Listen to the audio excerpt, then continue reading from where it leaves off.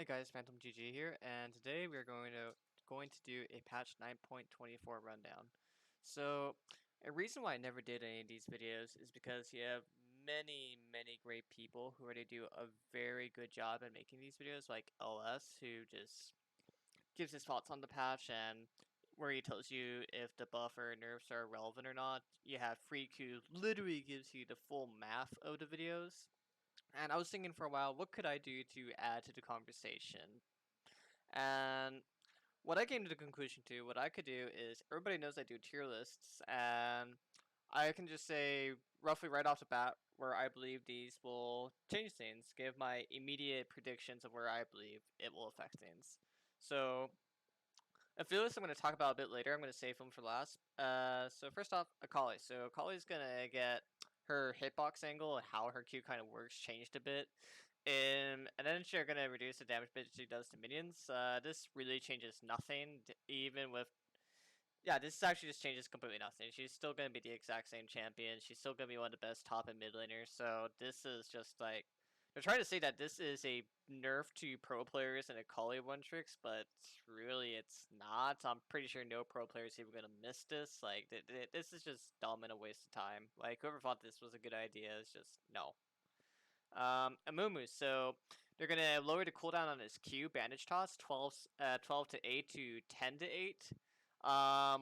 In the middle section, where point number 3 will go from 10 to 9, this really makes no difference whatsoever. This isn't going to modify how people level up Bandage Toss at all. It's just this entire buff is a waste of time. What's making Amumu bad right now is the fact that he really has one of the worst clears in the game. His damage over time is really bad. You feel like you're only impactful if you go full AP and try to do the full Malphite, AP Malphite strats, but in that case, you might as well just play full AP Malphite. So what makes Amumu great is he has debatably one of the best ultimates of the game, and then what makes him bad is that his clear and his damage is just so subpar. And then if you just want a tanky jungler, there's just so many better options that provide just as much CC. So I'll say this in future videos, where when you want to buff a champion, you have two routes you can go. You can either buff what they're great at, and so like let's say you have a champion who's really good at killing things, so you just buff them to be even better at killing things. Or if you want to buff them in another way, you can look at how you can make them a bit more creative. You can buff their weaknesses basically. So you can ask yourself, okay, what's their weakness? Can we make their weakness less of a cripple? And this buff does neither of those two things. So yeah, when you're buffing champions, you either buff what they're great at, or you buff what their weakness is, so it's less of a weakness. And yeah, this just addresses none of those things. Okay, so next up we have Braum. So Braum right now, if you look at his game state of the game, I personally believe he is one of the weaker supports. I don't think he's like a terrible champion, but I think he's like the definition of mediocre right now. And one of the big things that's keeping him from being mediocre is that mage supports are being very oppressive, and it's making it a lot harder for the tankier supports to do their job correctly. Of course, this greatly changes when you look into a more pro play type environment, but in a solo queue environment, it feels really rough to play a tank support against a really good mage player. Basically, the tank supports are not being tanky enough, and they're having a hard time being offensive in lane phase. And so what they're buffing here is they're going to bring his health grow from 87 to 98. That's actually quite a bit. Health regen 8 to 8.5. This is very meh. But or the real buff we like here is they're going to go for his W stand behind me and bring the cooldown from 14 to 10 to 12 to 8. His cost will be 40 mana at all ranks. This itself is a huge buff. This is basically a free spell all the time. You're basically always going to have the mana when you need it for it now. They're going to nerf the resistances you give your allies, because for those who don't know, the W does give resistances in an AoE type aura. No, I'm sorry, not aura, just more of who you click on. And so they're nerfing that part, but what they're buffing is they're greatly buffing the resistances that he gets. So in the past, he gets 16% 16% bonus resistances at the max points, and now he gets to 36, and this is actually quite a bit. So this allows him to tank a lot better for his teammates when he needs to do.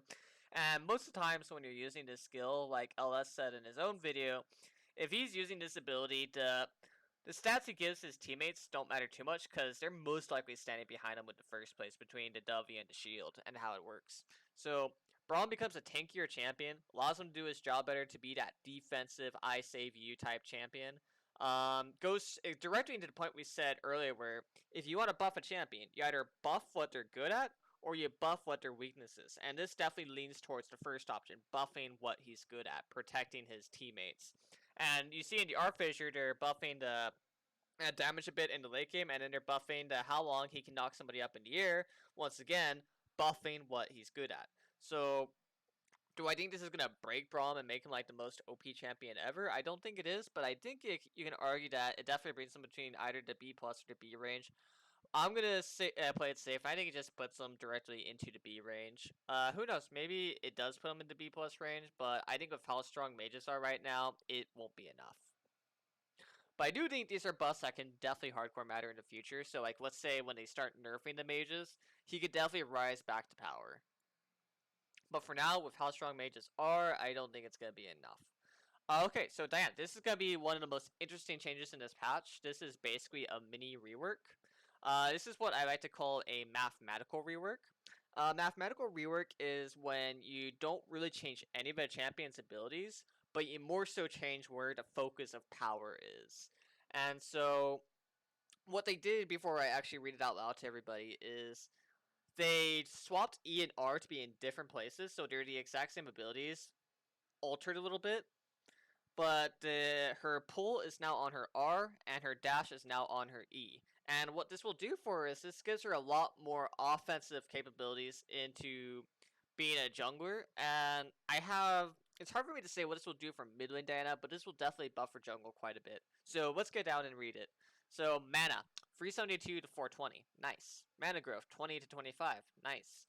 Attack damage, 53 to 57. Nice. This actually helps out. All of these changes right here actually helps out Jungle Diana quite a bit. So we see a bit of focus there. Passive. So the passive is going to be nerfed a little bit, but what the passive does once you read it is it kind of puts her into a more of a bruiser damage over time identity. So gain 10 to 40% attack speed, levels 1 to 18. That's cool. Innate casting ability. So this is the old one. So casting ability grants 30 to 90% attack speed based on Moonfall's rank for her next 3 base attacks. And then it got changed to casting ability triples the attack speed Diana gains from Moon Silver Blade for 3 seconds. So that's actually pretty nice. But where the passive gets nerfed a little bit is before it gave 0.8 ability power, it's going to be put to 0.4. So they're kind of nerfing the nukage that the passive could do, but they're kind of buffing the, how do I say it? There's a trading pattern that champions have that you see relatively to bruisers, where they just want to keep auto attacking, and this kind of buffs that type of identity a bit. So like damage over time, basically. Q, 55 to 50. So that's a little bit nice. It's not. It doesn't matter too much. Like you're not gonna complain too much over 5 points of mana. So W, this is actually gonna be nerfed a little bit if I remember correctly. So 10 seconds at all ranks. It's gonna be 15 seconds in the early game. This is actually kind of painful because what a lot of Diana players did now, specifically for mid lane, is their trading pattern completely relied on their W, where you would only go in for a trade if you had W up. And so having this nerf to 15 seconds actually nerfs how often you can go in for trades as mid lane Diana. And this kind of sucks a bit because you don't buff this ability first, you put all your points into Q first. I've seen some people try the weird playstyles where you do W first, but Q was often the go-to here. Let's see what else to do. Are they going to buff the ability power at all? Okay, so orb damage ratio 0.2 to 0.15, total 0 ability powers to total 0 points. So yeah, they're also nerfing the damage a bit. So this actually hurts mid lane Diana quite a lot because this first off it's nerfing how many times she's able to go in. So let's say 15 plus 15 that's 30, and then 10 plus 10 that's 20. So overall this is almost having the time you can go in, and that's pretty rough. for mid lane Diana specifically. Okay, so next up is where it gets interesting. So Diana's old ultimate being moved to her E. So 25, 20, 15 being going to 22 to 18, 14. Cost will be from 50 to 80 to 40 to 60. So the mana is a little bit less. Damage 100 to 220, 40 to 120. So damage being nerfed by quite a lot right here. So I think these are overall looking like big nerfs for mid lane Diana, but big buffs to jungle Diana. Moonfall, so Diana's old E. So 26 to 18, 100 to 80. So they're gonna put a bit of a cooldown to where her ultimate used to be. So she's not gonna be like so this kind of gets rid of what I call the reset R type mid lane champions. I think there was only two champions who really did that period, and that was the original Kali and now the original Diana, where both of those champions, they had very low cooldowns on their ultimates, where their ultimates were just basically a fourth offensive ability. And correct me if I'm wrong, Diana was kind of the last mid lane champion that had that identity in her ultimate. So it kind of makes me a bit sad that they're getting rid of that playstyle altogether. But maybe it was just too toxic of a playstyle to balance. Who knows? But going back into it, is this a buff or not for mid lane Diana? So 70 to 100 mana at all ranks. The slows being buffed quite a bit. If Diana pulls in one or more enemies, so they're giving a new effect, dealing 200, 300, 400 flat, plus 0.6 ability power, and then it has a bit of a more over here. So the combo basically would be, so this does basically no damage whatsoever. So 40 flat plus 0.4, so maybe that's like 100 damage. Plus level 1. Okay, so let's look at this used to be. So at rank 1, this would do 100 damage plus 0.6 ability power scaling. So that probably did like 200 damage or something. And then the current R, the new R, so they're giving her, so actually in her all in for level 6, this might actually be a bit of a buff. At level 6, this probably, so while she loses damage to some stuff, from the fact that our Moonfall's damage, it has such good flat damage, and it's actually the exact same scaling of her old E. She actually has more damage in her all in now at level 6. Yeah, she actually has more damage now, if I'm calculating all this correctly. But I'm also not talking about the passive on Moon Silverblade. But if I'm thinking about this correctly, I think she has more damage at level 6 when she all ins. I do think that mid lane Diana is kind of sad that the 10 seconds to 15 seconds nerf is happening, but I think this is overall really, really good for jungle Diana. So jungle Diana, I would say right now, is over here, and that's because she has a lot of hard time making impact in the early game. But the fact she has access to E level 3 now will allow her to have more buck for a bank in the early game. And then with the fact she has more nukage on R, I think these are all very good changes to mid lane jungle Diana, and I think it definitely brings her somewhere to B plus or A minus. I think she is definitely a contender now to jungle. How good will she be? I cannot give like a perfect prediction on that, but I do think she is definitely a above average champion right now. She's definitely a good jungler right now for solo queue basis. Will she be a great jungler and reach like the upper high rankings? I do not think she will be broken. I do not think she'll be broken, but I do think she'll definitely be good. How good? We'll find out later. As for mid lane Diana, I actually have no idea. I don't know. I think mid lane Diana gets almost no changes. I do think maybe with the fact she has more damage after she all ends, because mid lane Diana didn't really abuse the reset on R too much. Maybe she's somewhere around here. Wait, why is Saus this high? Oh, I see. Saus set. Okay, get rid of Saus. So yeah, I think Diana will probably be buffed a little bit in the mid lane, but not too much. This is more so changes to push her into the jungle. Okay, so let's stop talking about Diana. So Garen, he gets more nerfs to his E. Just he's suppressive in low elo, not that good in high elo. With this, I think he just definitely just goes down to here. I don't really have high opinions on Garen right now. Okay, so Karma, so they're giving a bit of a buff to her shield from 70 to 170 to 80 to 200. Doesn't matter too much in the early game, but definitely matters into the later parts of the game. Do I think this will suddenly make her explode in win rate and play rate? I do not believe so, but the last time I said this question, I was completely wrong on the money. But I will stand by my belief and opinion that she will probably see little to no win rate increase, and she'll just remain exactly where she is. If anything, this will probably just remind people, hey, Karma, oh yeah, she's a champion. Maybe we should play her more. Kassadin, I already read these buffs and nerfs in advance. This changes nothing. So 9 seconds it all ranks to 11 back to 9, so it'll eventually go back to where it's supposed to be. Then Netherblade, they're nerfing the mana you get back. That actually doesn't matter too much. Especially since at max rank for the mana restore, you don't really care in the first place. Because it's your concern is no longer mana outside of your R. Your concern is how fast do I kill things.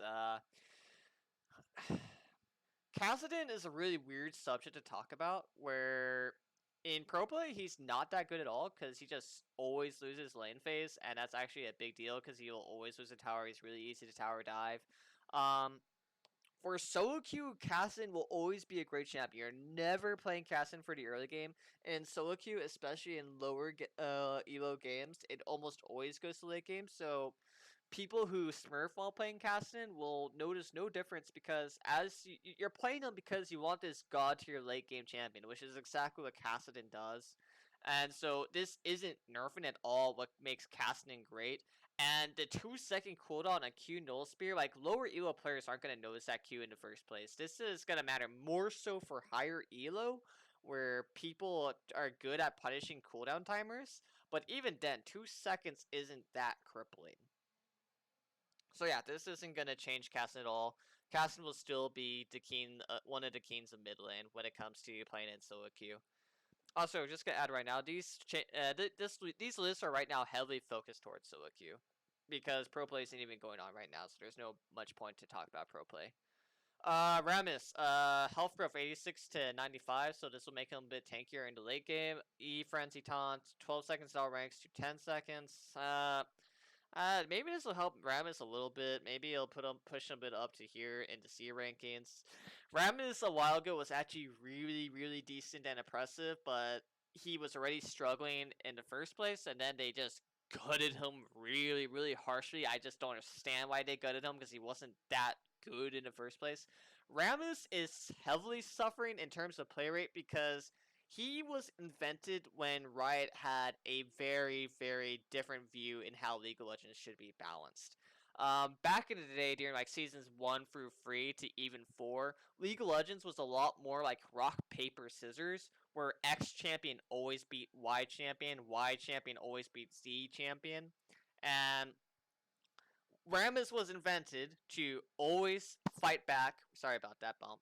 Always fight back against all AD teams or mostly AD teams. If you picked Rammus into all AD teams or AD champions, it was kind of like checkmate. You can't kill this Rammus. He's like the best armor champion in the game. You're not gonna ever kill him. And so that's why Rammus was invented. And like I said earlier, when it comes to buffing champions, you either buff what they're good at or you buff their weakness, and this does not address any of those problems right now. I do think some Rammus mains will like this, but you know what? This isn't even a buff at all. This will change nothing. This literally changes nothing. You only pick Rammus into all AD teams, and if you're not doing that, then you're playing Rammus incorrectly. Sorry, Rammus one tricks, but this isn't enough. Okay, so next up, let's talk about Rise. Rise, I'm actually gonna. I had to kind of fast forward to a keystone change that they're gonna do right now. So scrolling down straight to the bottom, they are gonna nerf Conqueror from where is it? I overscrolled. Sorry, guys. So they're gonna nerf the healing on Conqueror from 15 seconds to 15% to 8% on the healing with the damage dealt, and their duration is gonna go from 8 seconds to 6 seconds. This actually hits a lot of champions who were abusing this. And so that's what I'm going to talk about now, because Rise was actually one of those champions who was heavily abusing this.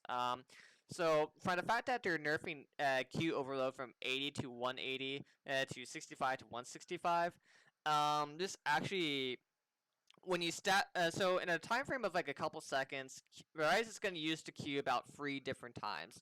And so he's losing quite a bit of damage of I think he's losing like 50 to 60 damage when you multiply it by 3. And when you fuse that with the fact that Conqueror is being nerfed, I think this will take him away from like the I am ridiculously OP section and just kind of put him into I am good. I think that's more so what this does to it. Maybe I'm wrong. Maybe he'll still be completely busted and it'll remain right here. But I think from the fusions of Conqueror being nerfed and his Q being hit by the same time, I think he goes from broken to good. Maybe it's even harsher to that, or maybe I'm over exaggerating. It's kind of hard to tell with these things because Rise is a champion that has a really high skill cap, and players who are good on this champion kind of always find a way to survive the nerfs. But my personal belief, I think this will bring him from broken to good. I don't think this will gut the champion, but I do think it will tone him down by quite a bit. Okay, so next up, so we have Senna. So when you're talking about Senna, you're talking about both ADC Senna and you're talking about support Senna. So if you looked at the stats and you looked at your homework, Senna was one of the best champions in both ADC and support. Going into it, they're gonna nerf like how often you get ghosts. They're nerfing her damage on Q a little bit. They're nerfing how long the root kind of lasts on W, and they're nerfing the R scaling with ability power on Senna. And this actually won't matter too much. I really don't see this making too big of a difference. What we're looking at right now is I do not think this will be enough to get rid of support Senna. I think the way support Senna plays, it kind of hits a lot of champions that like there's nothing that Leona and Nautilus can really do against it. Like even Fresh and Rakan kind of struggle against it. I believed if you really wanted to hit support Senna, you kind of have to nerf the range on Q a bit, or you just nerf the damage even more. I think her auto attack range is also very impressive, so they could look at nerfing that a bit. But before they do any of that, I believe where you really gotta take things away from Senna is actually your passive. Her passive gives a lot of things. It gives crit, it gives range, it gives damage, it gives money even. I don't even understand why it gives money. I think that part should just be removed altogether. But as long as she has all these tools, even if she's gaining her ghosts less, she's still gonna be a decent champion. I think you can't really take her away from the top tier spot of support. I do think though, since they're nerfing the damage a little bit on Q, it kind of tones her down a little bit to be on even markings with other ADCs. So that being said, since only Sivir's gonna be the other ADC that gets a buff this patch, ADC isn't changing too much. I do think we'll talk about this later, so we'll rewind back to ADC balancing. So I think this brings her from like the queen of ADCs to just a really good ADC. I do not think this will be enough to kill Senna ADC. Okay, so next up, so Sivir, 61 hit attack damage, 260. Woo, woo, woo, woo, woo, woo, woo. You still suck, Sivir. You are it. Sivir is suffering right now because they heavily nerfed teleport over and over and over and over again, which was something she had to take after they nerfed her mana. So the fact that teleport was nerfed over again, from the fact they gutted her mana pool, from the fact they actually nerfed her damage a little bit, like Sivir is going to be a very mediocre pick that you only pick into like team plays type settings when you want a safe ADC that's kind of impossible to solo kill.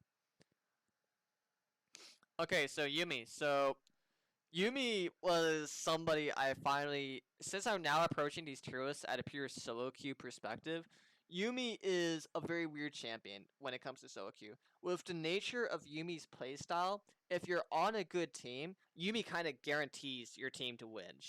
Yuumi is very, very, very good at making good teams guaranteed to win, just through the nature of her playstyle of making her teammates immortal, through having that range harass over and over again, from the fact her ultimate is really good engagement. Like Yuumi on good teams is oppressive, which is why in pro play she's just outright busted in many senses.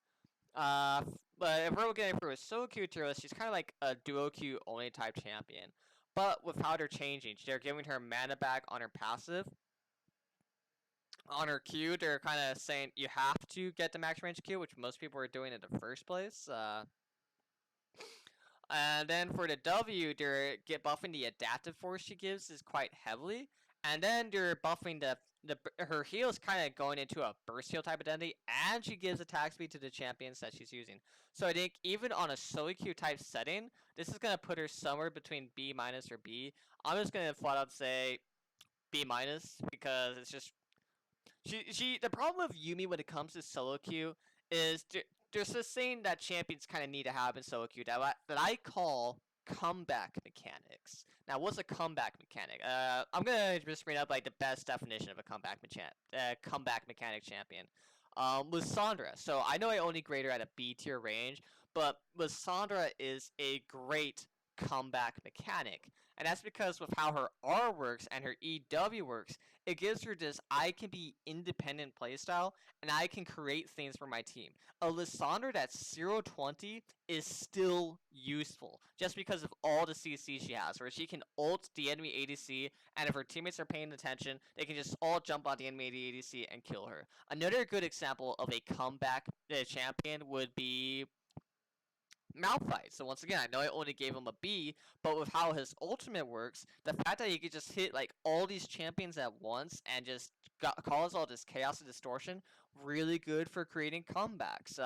Jarvan has a bit of a comeback mechanic with his EQR to just nuke out targets. And so if you want to play in solo queue, you kind of want to look for a champion where they have these abilities where they say, even if my team is behind, I can still look for ways to carry the game. And that's just nothing in Yumi's toolkit really allows her to do that, which is why she'll always be a bad solo queue champion unless her stats are just really, really overtuned. But since this, I know this is a solo queue tier list, but I'll talk about pro play really briefly. If you're playing on teams right now, if you're going to Tower 1's championship, whatever, Yumi's just probably the best support when it comes to pro play again. I would say this makes her probably one of the best supports when it comes to pro play. Like, she is good. Alright, let's look at this. So we're going to talk about Conqueror. Who ends up becoming the victims of Conqueror being nerfed? I would say, Cassiopeia is a bit of a victim. And I would think this probably brings her down to here. Who ends up taking the spot of like best mid laner? It's kind of hard to say. I think it kind of just goes to Akali. I think Akali's probably just the #1 best mid laner. I think this kind of it probably brings the tier list to look more like this. I think Cassiopeia is still gonna be amazing, but I don't think she's gonna be the most broken spot that she used to be in. Aurelion Sol was only good because of Conqueror. Conqueror being nerfed this hard is welcome back to I am a bad champion at least Aurelion Sol. Like, welcome back. So Conqueror is just like this kind of goes back into my early video where I just really don't like keystones, and I really don't like how so many champions depend on a specific keystone being good for them to be good, and this unfortunately is gonna hurt Aurelion Sol quite a bit. Other champions that were using Conqueror, Anivia was using it, but she's just gonna go back to what she used to do. She's gonna be fine. I think a Zero Valve Conqueror is probably gonna go down to here, but I think he's still gonna be a fine champion. I think the fact that some of the Conqueror champions are being nerfed kind of invites Zed to come back in. I think I probably have Lux too highly rated. I'm gonna put Lux down here really fast. But let's see, who else is actually gonna be a victim? Wait, why is Morgana up here? Okay, I have Morgana labeled twice for some reason. Ignore that. So, if there's any other victims of Conqueror, let's hunt them down really fast. Okay, that's it for mid lane. What about top lane?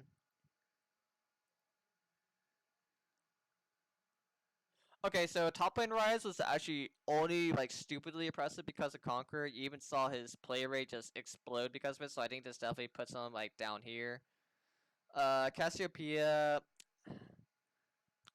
Cassiopeia kind of needs Conqueror to be relevant in the top lane, not because she's a bad champion, but because it just gave her so much survivability and ways to outplay ganks.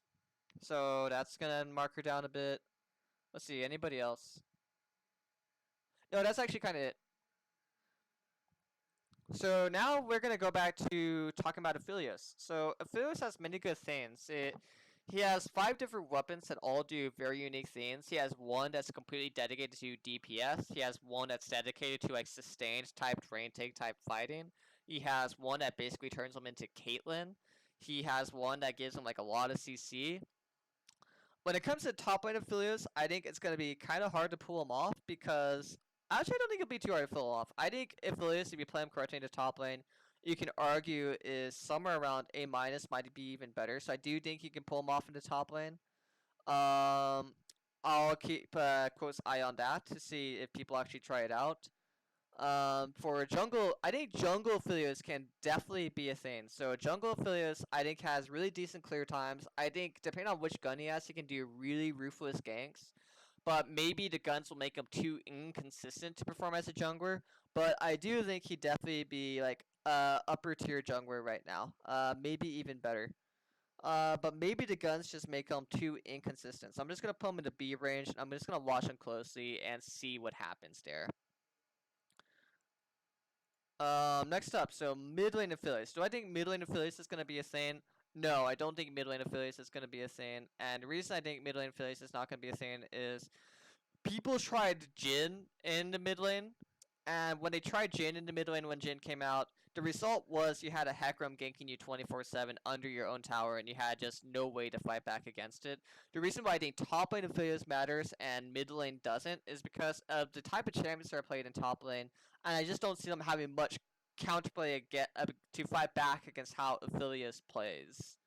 Um, ADC Aphelios. I think ADC Aphelios will probably be one of the best things ever. I think Aphelios will take over the new spot of best ADC. Maybe I'm over exaggerating his power, but I definitely think Aphelios will be one of the best ADCs in the game. What about support Aphelios? I don't think support Aphelios is going to be a thing. So that being said, that's my rundown of the patch. That's where I think all these champions are going to affect the meta a bit. That's how I think things are going to change. I hope you all liked this video and found it informative. I wish you all the best of luck. I'll do a follow-up video probably later in the next few weeks if this gets enough popularity. Anyways, best of luck, good luck in solo queue. Feel free to ask me questions in the comment section. Let's debate.